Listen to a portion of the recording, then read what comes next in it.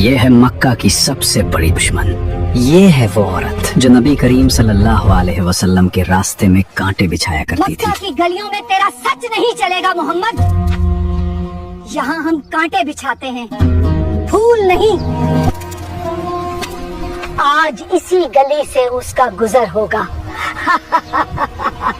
جس راہ سے رحمت عالم صلی اللہ علیہ وسلم کا گزر ہونا ہوتا، وہاں وہ نفرت اور عداوت کے بیج بو دیا کرتی تھی. اس نے سمجھا تھا کہ وہ نور کو کانٹوں سے روک لے گی، مگر اسے خبر نہ تھی کہ کانٹے تو پھولوں کے راستے روک سکتے ہیں، خدا کے فیصلوں کو نہیں. آئیے جانتے ہیں ابو لہب اور اس کی بیوی ام جمیل کے اس دور کو جب مکہ کی گلیوں میں نفرت اور سرمایہ داری کا نشہ اپنے عروج پر تھا. یہ کہانی اس دور سے شروع ہوتی ہے جب مکہ کی فضاؤں میں پہلی بار لا الہ الا اللہ کی صدا گونجی. ارے کہاں جا رہے ہو؟ تمہیں خبر نہیں؟ ایک سچے پیغام دینے والے نے پہاڑی پر سب کو بلایا ہے.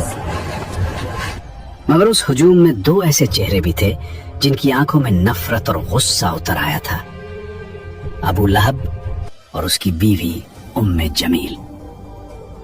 وہ جہاں قدم رکھیں گے وہاں میری نفرت کے کانٹے ہوں گے.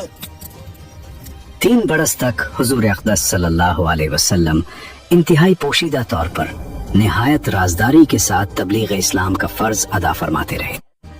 اس درمیان میں عورتوں میں سب سے پہلے حضرت بی بی خدیجہ رضی اللہ عنہ اور آزاد مردوں میں سب سے پہلے حضرت ابو بکر صدیق رضی اللہ عنہ اور لڑکوں میں سب سے پہلے حضرت علی رضی اللہ عنہ اور غلاموں میں سب سے پہلے حضرت زید بن حارثہ رضی اللہ عنہم اجمعین ایمان لائے. 3 برس کی اس خفیہ دعوت اسلام میں مسلمانوں کی ایک جماعت تیار ہو گئی اور خداوند تعالیٰ کا حکم ہوا کہ اے محبوب، آپ اپنے قریبی خاندان والوں کو خدا سے ڈرائیں. تو حضور علیہ السلام نے ایک دن کوہ صفا کی چوٹی پر چڑھ کر یا معاشر قریش کہہ کر قبیلہ قریش کو پکارا. جب سب قریش جمع ہو گئے تو آپ نے فرمایا کہ اے میری قوم، اگر میں تم لوگوں سے یہ کہہ دوں کہ اس پہاڑ کے پیچھے ایک لشکر چھپا ہوا ہے جو تم پر حملہ کرنے والا ہے، تو کیا تم لوگ میری بات کا یقین کر لو گے؟ تو سب نے ایک زبان ہو کر کہا کہ ہاں ہاں، ہم یقیناً آپ کی بات کا یقین کر لیں گے، کیونکہ ہم نے آپ کو ہمیشہ سچا اور امین ہی پایا ہے. آپ نے فرمایا کہ اچھا، تو پھر میں یہ کہتا ہوں کہ میں تم کو عذاب الہی سے ڈرا رہا ہوں، اور اگر تم لوگ ایمان نہ لاؤ گے تو تم پر عذاب الہی اتر پڑے گا. اس مجلس میں ابو لہب بھی تھا. وہ کہنے لگا، کیا ہمیں یہاں اسی لیے جمع کیا گیا تھا؟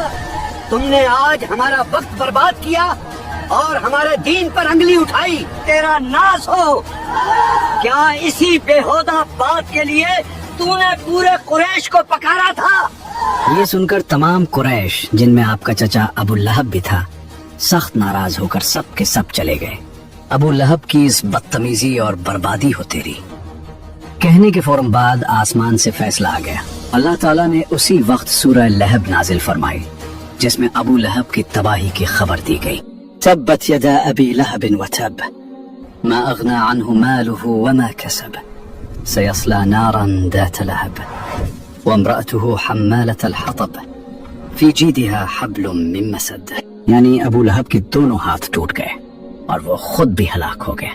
نہ اس کا مال اس کے کام آیا اور نہ جو اس نے کمایا. وہ ضرور بھڑکتی ہوئی آگ میں داخل ہوگا، اور اس کی بیوی بھی جو لکڑیاں اٹھانے والی ہے، اس کی گردن میں مونچھ کی رسی ہوگی. یہ آسمانی فیصلہ سن کر وہ سدھرے نہیں، بلکہ ان کے تن بدن میں آگ لگ گئی. ابو لہب اور اس کی بیوی ام جمیل کی دشمنی اب جنون میں بدل چکی تھی. ام جمیل مکہ کے طاقتور سردار ابو سفیان کی بہن تھی، جسے دنیا ام جمیل کے نام سے جانتی تھی. اس کے گلے میں ہر وقت ایک قیمتی ہار چمکتا رہتا تھا، لیکن اس کا دل اتنا ہی کالا تھا. اس بدبخت نے قسم کھا رکھی تھی کہ میں اپنا یہ قیمتی ہار بیچ کر محمد کی مخالفت اور دشمنی میں خرچ کروں گی. آئیے جانتے ہیں کہ اس گھر کے اندر کیا ہوتا تھا جہاں ام جمیل اور ابو لہب رہتے تھے. صرف چڑھانے سے کام نہیں چلے گا، میں ان کے راستوں کو جہنم بنا دوں گی. وہ جہاں قدم رکھیں گے وہاں میری نفرت کے کانٹے ہوں گے. ابو لہب ہر رات جب مکہ سو جاتا یہ بدبخت عورت نکل آتی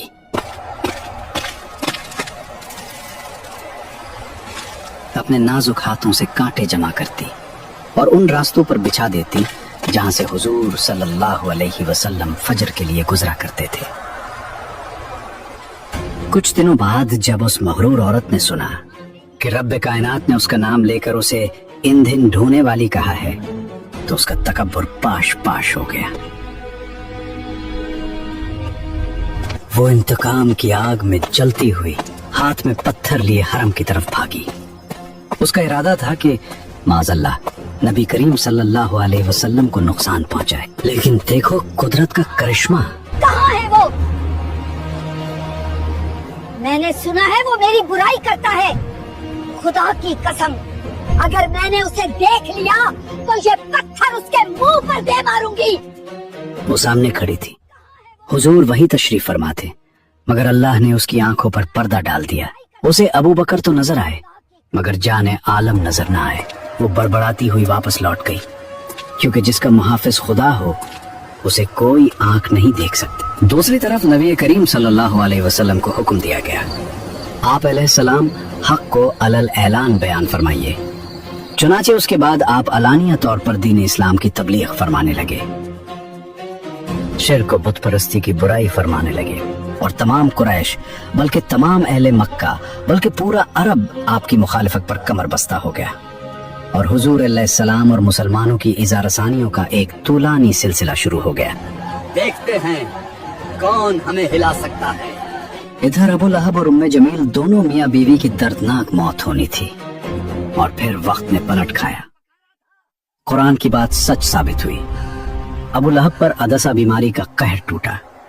उसके जिस्म से ऐसी बदबू फूटी कि उसके अपने बेटों ने उसे छोड़ दिया। कोई उसे हाथ लगाने को तैयार न था। मौत के बाद उसे लकड़ियों से धकेल कर एक गड्ढे में फेंक दिया गया और ऊपर से पत्थर बरसा दिए गए। और वो लकड़ियां ढोने वाली उम्मे जमील, जिस रस्सी से वो नबी के रास्ते में कांटे लाती थी, एक दिन जंगल में थक कर बैठी तो वही रस्सी फिसल कर उसके गले का फंदा बन गई। उसका कीमती हार धरा का धरा रह गया और मूंछ की रस्सी ने उसका किस्सा तमाम कर दिया। अबू लहब की साजिशें नाकाम हो चुकी थीं, लेकिन अब मक्का की जमीन कमजोर मुसलमानों पर तंग की जा रही थी। जुल्म का एक नया दौर शुरू हुआ, जिसका कमांडर अबू जहल था।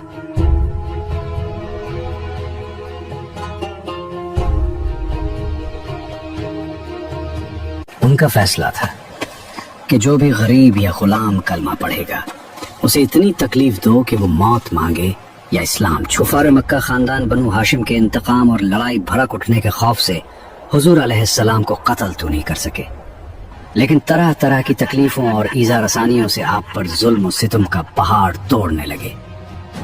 अगर वो मक्का की किसी गली में नजर आए तो उसे एहसास दिलाओ कि ये शहर उसका नहीं है। उसकी आवाज को दबा दो, उसके रास्ते में रुकावटें खड़ी कर दो, ताकि मक्का में कोई उसकी बात सुनने की हिम्मत ना करे।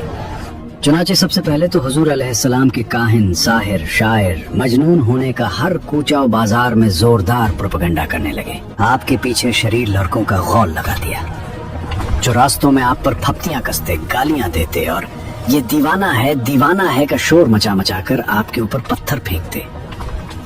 कभी कुफारे मक्का आपके रास्तों में कांटे बिछाते, कभी आपकी मुकद्दस और नाजुक गर्दन में चादर का फंदा डालकर गला घोटने की कोशिश करते। एक मर्तबा जबकि हुजूर अलैहिस्सलाम हरम काबा में नमाज पढ़ रहे थे, ऐन हालत नमाज में अबू जहल ने कहा कि कोई है जो आले फलां के ज़िबा किए हुए ऊंट की ओझड़ी लाकर सजदा की हालत में उनके कंधों पर रख दे। ये सुनकर उक़बा बिन अबी मुअयत काफिर उठा और उस ओझड़ी को लाकर हुजूर अलैहिस्सलाम के दोष मुबारक पर रख दिया। हुजूर पाक अलैहिस्सलाम सजदे में थे। देर तक ओझड़ी कंधे और गर्दन पर पड़ी रही और कुफ्फार ठट्ठा मार मार कर हंसते रहे और मारे हंसी के एक दूसरे पर गिर गिर पड़ते रहे। आखिर हजरत बीबी फातिमा रदियल्लाहु ताला, जो उन दिनों अभी कम सिन लड़की थी, आए और उन काफिरों को बुरा भला कहते हुए उस ओझड़ी को आपके दोषे मुबारक से हटा दिया। हुजूर सल्लल्लाहु अलैहि वसल्लम के कल्ब मुबारक पर कुफ्फार कुरैश की इस शरारत से इंतहाई सदमा गुजरा और नमाज से फारिग होकर 3 मर्तबा ये दुआ मांगी कि अल्लाहुम्मा अलैका बिकुरैश, यानी ऐ अल्लाह तू कुरैश को अपनी गिरफ्त में पकड़ ले। फिर अबू जहल, अक़बा बिन रबिया, शैबा बिन रबिया, वलीद बिन उक़बा, उमैया बिन खल्फ का नाम लेकर दुआ मांगी कि इलाही तू उन लोगों को अपनी गिरफ्त में ले ले। हजरत बिलाल रजी अल्लाह अन्हु जो उमैया बिन खल्फ काफिर के गुलाम थे, उनकी गर्दन में रस्सी बांधकर कूचा बाजार में उनको घसीटा जाता था। उनकी पीठ पर लाठियां बरसाई जाती थी और ठीक दोपहर के वक्त तेज धूप में गरम गरम रेत पर उनको लिटाकर इतना भारी पत्थर उनकी छाती पर रख दिया जाता था कि उनकी जबान बाहर निकल आती थी। उमैया काफिर कहता था कि इस्लाम से बाज आ जाओ वरना इसी तरह घुट घुट कर मर जाओगे। मगर इस हाल में भी हजरत बिलाल रजी अल्लाह अन्हु की पेशानी पर बल नहीं आता था और बुलंद आवाज से कहते थे, खुदा एक है, खुदा एक है। हजरत अम्मार बिन यासिर रजी अल्लाह को गरम गरम बालों पर चित लिटाकर कुफ्फार कुरैश इस कदर मारते थे कि ये बेहोश हो जाते थे। उनकी वालिदा हजरत बीबी सुमैया को इस्लाम लाने की बिना पर अबू जहल ने उनकी नाफ के नीचे ऐसा नेजा मारा कि ये शहीद हो गई। हजरत जनीरा रजी अल्लाह अन्हा हजरत उमर रजी अल्लाह अन्हु के घराने की बांदी थी। ये मुसलमान हो गईं तो उसको इस कदर काफिरों ने मारा कि उनकी आंखें जाती रहीं। मगर खुदावंद ताला ने हुजूर अक़दस सल्लल्लाहु अलैहि वसल्लम की दुआ से फिर उनकी आंखों में रोशनी अता फरमा दी। तो मुशरिकीन कहने लगे ये मोहम्मद के जादू का असर है। हजरत अबू ज़र गफारी रज़ी अल्लाह ताला अन्हु जब दामन इस्लाम में आए तो मक्का में एक मुसाफिर की हैसियत से कई दिन तक हरम काबा में रहे। ये रोजाना जोर जोर से चिल्ला चिल्ला कर अपने इस्लाम का ऐलान करते थे और रोजाना कुफार कुरैश उनको इस कदर मारते थे कि ये लहूलहान हो जाते थे। और इन दिनों में आबे ज़मज़म के सिवा उनको कुछ भी खाने पीने को नहीं मिला। वाज़ेह रहे कि कुफार मक्का का ये सलूक सिर्फ गरीबों और गुलामों ही तक महदूद नहीं था, बल्कि इस्लाम लाने के जुर्म में बड़े बड़े मालदारों और रईसों को